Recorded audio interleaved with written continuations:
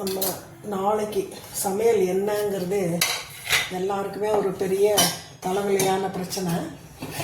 அது முதல் நாளே நம்ம எல்லாமே ரெடி பண்ணி வச்சுக்கிட்டோம்னா ரொம்பவே ஈஸியாக இருக்கும் நமக்கு. அதை பற்றின வீடியோ தான் இது. டின்னர் முடிஞ்சுட்டு எப்படா ரெஸ்ட் எடுக்கலாம் இருக்கும்போது திருப்பியும் கிச்சனில் இதெல்லாம் பண்ணணுமான்னு எல்லாருக்குமே தோணும்.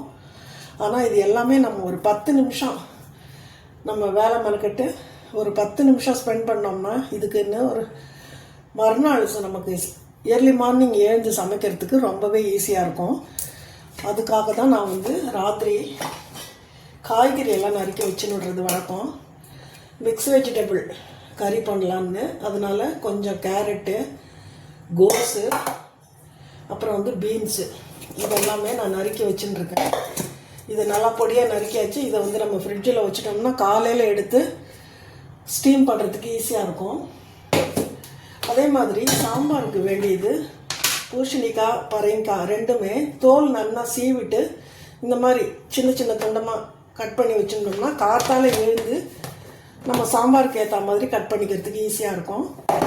அதுக்கேற்ற மாதிரி வெங்காயம், தக்காளி எல்லாமே நான் எடுத்து வச்சுருவேன். நைட்டு பாத்திரம் முதற்கொண்டு குக்கர் இதை நான் எடுத்து வச்சுருவேன்.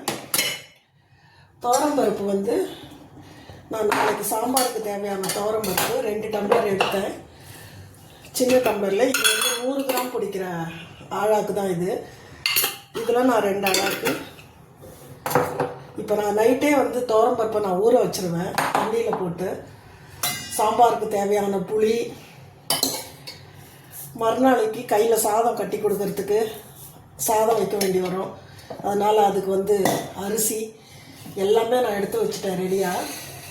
இதுக்கு தேவையான குக்கர் முதற்கொண்டு ரெடியாக எடுத்து வச்சிட்டோம்னா காலையில் எழுந்த உடனே அந்த கெட்டிலில் வெந்நீரை போட்டு நம்ம புளி, அரிசி இதெல்லாம் களையிறதுக்கு ஈஸியாக இருக்கும். நான் இப்போ இதுக்கு துவரம்பருப்பு ஊற வச்சுடுறேன் நைட்டு. ஏன்னா இது நமக்கு கேஸும் கம்மியாக செலவாகும், பருப்பும் நல்லாவே வெந்திருக்கும்.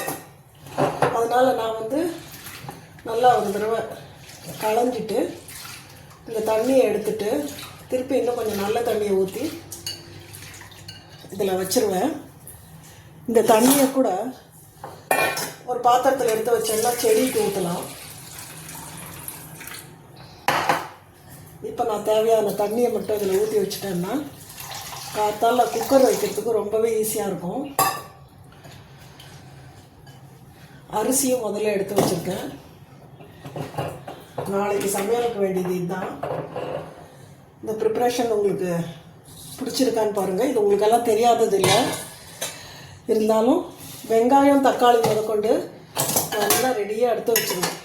காத்தால எழுந்தோடனே டக்கு டக்குன்னு கட் பண்ணுறதுக்கு ஈஸியாக. நீங்களும் இதே மாதிரி பண்ணி பாருங்கள். ரொம்ப ஈஸியாக இருக்கும் மார்னிங் சமைக்கிறதுக்கு. தேங்க்யூ.